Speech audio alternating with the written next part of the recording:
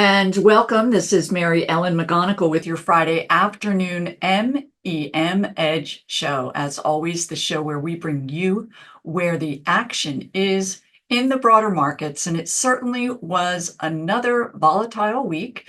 We had some pretty key economic data that was reported throughout the week, one being the second quarter GDP number. It did come in stronger than anticipated. The markets were a little wobbly. And then today, of course, that core PCE data, which is very important for the Federal Reserve. And while it did come in an inch above estimates, the consensus is that we most likely are still on track for a September rate cut. Now, next week, you will want to be aware Fed Chair Powell will be conducting a press conference, and Wednesday, also we will get consumer confidence on that day. But later in the week, we will get July employment data. Actually, on Wednesday, we'll get private employment data. On Friday, it will be more general employment data. But that's another key metric that we want to see. Unfortunately, bad news, unemployment rise to be good news for the broader market. So let's go ahead and jump in. I do want to share with you some of that rotation that is really picking up steam. And we'll take a look at also rotation beneath those sectors as well. So let's jump right in. And here we are. This is a daily price chart of the S&P 500. And what you can see here is on Thursday, we did dip below that key 50-day simple moving average when coupled with a negative RSI. It did put this index into a downtrend. We have that MACD is in positive territory, but it is heading lower. Net, the markets near term are not particularly healthy, even though we did close just above that 50-day simple moving average. We are still below key support, and that's going to be really quite critical. Also, let's go ahead and take a look at the Nasdaq, because the Nasdaq had another tough week. Here's a daily price chart of the Nasdaq Composite. You can see that we were unable to regain that 50-day simple moving average. We have that RSI in negative territory and that MACD now in negative territory as well. So a confirmed downtrend in the Nasdaq. Now, I will tell you the equal weighted Nasdaq suffered as well. It was down 1.7% relative to the overall Nasdaq being down 2.1. So it's not just those mega cap names that are suffering. And you'll see that as we move through today's show with technology underperforming again. So let's go ahead right now and take a look at those 11 sectors in the S&P 500. I've gone ahead, added that relative strength indicator, and we're looking at a 2-month daily price chart view, and take a look very similar to what we have been experiencing up here at the forefront. These are your relatively stronger sectors, and we have REIT stocks, financials, healthcare, staples, and utilities. And by and large, these are generally more defensive areas, ex-financial. Up here at the forefront, this is going to be more interest rate related. And then also REIT stocks are very sensitive and perform well in a declining rate environment. So as we move through, we can take a look at some of these other sectors. This is XLI, the industrial sector, which had been faring quite well, pulled back very sharply last week, but we did get a nice rally today. But I will tell you, we can just take a quick look here, and this is something that you can easily do yourself. And what we are looking at here is a 15-minute price chart, and you can see that into the close, we did see a bit of a weakening and a pullback in those industrials. And I'll show you another sector as well. It's going to be more pronounced. But as we move through, taking a look, here we are with the S&P 500. I talked about its weakness, certainly relative to these groups that are sitting up here quite nicely.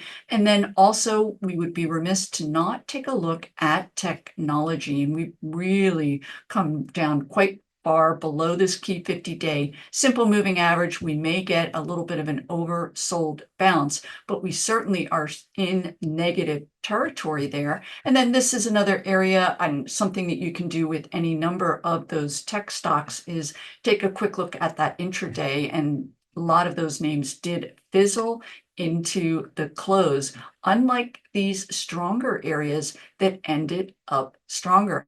And let's take a look at some of these other sectors that are down here in this laggard area. We can take a quick look at consumer discretionary. We did get earnings from Tesla. The stock fell after reporting earnings that were 40% below the same quarter last year, but there certainly was other weakness shaping up in the discretionary sector as well, which I will share with you. And also moving through and looking at the weaker areas, you can see communication services. And this is a sector somewhat similar to technology, where there are several names that really comprise a good portion and a percent of this sector. And in this case, it will be Alphabet. And then also we do have Meta Platforms, and both stocks underperformed for the week. Alphabet down 6% after reporting numbers. So we'll take a look at that chart as well. And you can see that we are in negative territory here with both that RSI and MACD, and below this key 50-day simple moving average. Now, of note, we have some very important companies that are due to report their earnings next week. On Thursday, Amazon and Intel will be reporting. On Wednesday, Meta Platforms will be putting out their numbers, and that, of course, will be impactful. We also have Microsoft on Tuesday. So each of these names are heavyweights, either in technology or discretionary. So it could easily impact the view that we're looking at this week, of course, depending on those results. So from here, let's go ahead and take a look at a fairly new item that Stockcharts has, and this is called a MarketCarpet. And quite simply, we're looking at today's performance, and the darkened are names that are down in red, and then of course the brighter green is the higher some of these names are up. And you'll see that we did have a rally a little bit today in Apple, Microsoft, and Nvidia, but if we look at those charts, you will see that they did fizzle going into the close, and that is unlike other areas of the market that came into their own and rallied into the close, which would include some of these other small cap names. We'll take a look at that small cap view as well in just a minute, but what I wanted to share with you here is this is the performance of the S&P 500 today. If we do a 5-day view, you're going to take a look at what took shape for the entire week, and you do see an awful lot of red in those magnificent 7 names, as well as other areas, but it certainly is quite dramatic as far as the move away from those stocks. And also from here, I did want to carry that theme on. And this is a chart that I shared last week. And we're looking at what VUG is the bar, and that is the Vanguard Growth Fund. And it's relative to this straight line here, and that is the Vanguard value. Now, last week, when we ended the week, there was movement that was in tandem as both groups were trending somewhat lower, but this week we are seeing a divergence. And so again, this is that BTV, that value fund, and you can see the divergence with growth coming under selling pressure. Now, VUG, if you look at the holdings, that growth ETF, it will be a lot of those magnificent 7 names. So I did want to highlight that as well. From here, let's go ahead and take a look at what is shaping up. Again, it's a week where those biggest performers were names that came out with earnings. We're taking a look here at Bristol Myers, BMY. I talked about healthcare faring well. Here's a gap up on earnings. And what I wanted to share with you is what a stock looks like, the appearance of a potential downtrend reversal versus companies that are coming out with earnings and are not having that same type of bullish price action. So with BMY, we can see this move prior to their earnings, and then this gap up today, up 11%. It certainly is in an overbought position, that RSI up above 70. So I'm on the lookout for a pullback, but you will want to make sure that it stays above this 200-day simple moving average. And also looking at today's high volume, I would suggest that it should stay up there. We also are a bit overbought on that MACD, but it is quite constructive looking. Now let's take a look at another healthcare related name that came out with earnings, and it too experienced a gap up. This is Molina Healthcare, a managed care company. And here we are with that gap up and then a nice subsequent rally today, both on nice volume. However, we are still below this key 200-day simple moving average. The good news is that MACD just entered into positive territory, but I would be on the lookout for how the stock performs at this, what could be easily a speed bump. Let's take a look at a couple of stocks that reported after the close yesterday. And it really, to me, kind of highlights what's taking place here in the broader markets. This is 3M, yes, the Post-it note company, and they came out with earnings today that were quite good, but most impactful was the fact that their new CEO is talking about innovation, the company reviving, releasing some of those older products, Scotch tape and so on, and really moving into newer items. Also, they did guide their growth prospects higher, and they've done a lot by way of cost cutting and removing areas that are not being really quite strong. So here we are with a gap up, huge volume. 22% is a very big move, but we can also see from this high volume that it is in fact under accumulation here. So another name I wanted to highlight for you that also came out with their numbers is Deckers. Now, this is the company that produces Hoka sneakers, also UGG boots, and they too gapped up into the open, but found resistance at this 50-day simple moving average. We do not have a positive RSI, and we did not get that bullish MACD crossover, that black line up through the red. That is what you will want to see. And then let's take a look at this other price action I talked about intraday. This is a 15-minute chart, and on the open, the stock gapped up as high as $980, but you can see subsequent to that the sellers came in, despite the fact that the company came in with earnings well ahead of estimates and guided higher. Now, to me, this exemplifies that move into those cyclical areas, 3M, relative to these growthier names such as Deckers, which had been a big winner until we saw and are beginning to see even more that move into these areas that are newer. So I'm also going to share with you a view of IWM. And in fact, I'm going to take us back to the view of these ETFs because we really didn't spend much time on this. And it is looking at a 2-month chart with that relative strength indicator and descending again. We are seeing those interest rate sensitive areas up here at the forefront. Banks had another stellar week, and it is all about these small cap bank names that are coming in with numbers. They're not always great, but they are above estimates, and that's enough to get these stocks going. They have not participated in the broader markets this year until this month, and you can see the advance is continuing. Also up here are biotech names, and there are about 550 biotech stocks that are actively traded, and of them, the majority are small cap stocks. So we are seeing a nice move higher. There's a lot going on by way of development. And when we talk about AI and its ability to crunch data, not everyone thinks of biotech stocks, but they are great benefactors of that ability to get a lot of data and information in a very timely manner. So we can see IBB is experiencing this nice base breakout, lots of interesting names in that biotech space.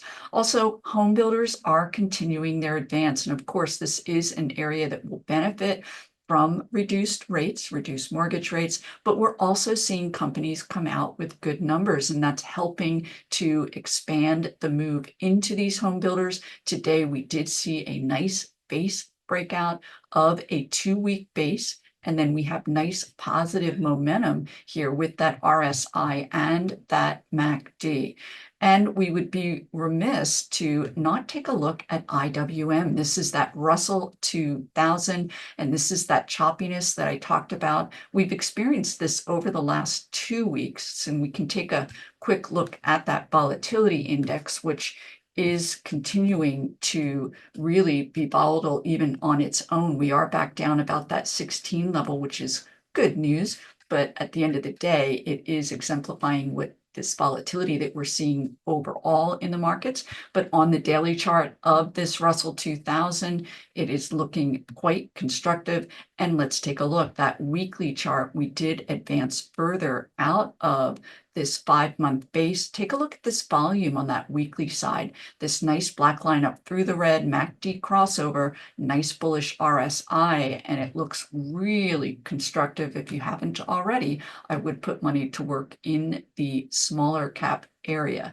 And also taking a look at some of these sub-industry groups. Semiconductors got hit again, down about 3%. You can see that we are now in that phase where these shorter term moving averages are crossing below longer term moving averages, known as the death cross. So if we look at today's price action, we are coming out of a bit of an oversold position, but net, the trend is not your friend with the semiconductor stocks. I talked about Intel, also MPWR, and a couple of other semis are due to report next week as well. And interestingly, similar to we looked at Deckers versus 3M, will the markets be impressed if these companies come out with good numbers? Also moving through, taking a look at the yield on that 10-year, we did dip today on that good inflation number, and we did end the week down at 4.2%. So that's certainly constructive with the 10-year yield. And also taking a look at some other areas that got hit. This is IHI, and it is the medical products space. And the group was down quite a bit. You can see it was down about 3.5%, huge volume. Let me share with you a name that really reverberated throughout the group. And this is what's taking place also in earnings, where you're seeing those big pops, but you're also seeing really huge drops on any kind of a miss. This is Edwards Lifesciences. They do a lot with vascular and heart related products. And the stock tumbled over 20% yesterday. A little bit of a recovery rally today, but we also got another company in that healthcare area that gapped down 40%. This is DexCom, diabetes related products, and they did come in below estimates, and it just got really quite punished. So also I did want to share with you, taking a look at these industry groupings, is a quick view here of software stocks. This is IGV, and this is one of those industry groups that had a little bit of a rally. I'll share with you one of the bellwether names that really gave this group a bit of a boost earlier this week, and that is ServiceNow. Take a look at that gap up. This is an AI driven or related software company, and really a favorite of Wall Street. We can see that the stock gapped up into a very lengthy base breakout, but we did not see a continuation rally, nor did we see super widespread move into software overall. So that's quite telling as well, as far as those dynamics within technology and how a well-known stock is really not impacting the group as much as it might if we were in a different environment. Let's take a quick look at Microsoft. They are due to report next week, and this is certainly a major software company. And we can see that net, it is very much in negative territory. And this is where it could get interesting in the sense that they are priced if the stock presents any kind of positive news or good numbers. It will be all AI related, because what's shaping up here, we can take a quick look at Alphabet and the severe drop that it experienced, all about monetization of the AI and investors looking at these stocks that are up here sitting at, they were certainly at new highs. And unfortunately with Alphabet, they did see also reduced ad sales at YouTube. There were a couple of areas where they were not really that strong.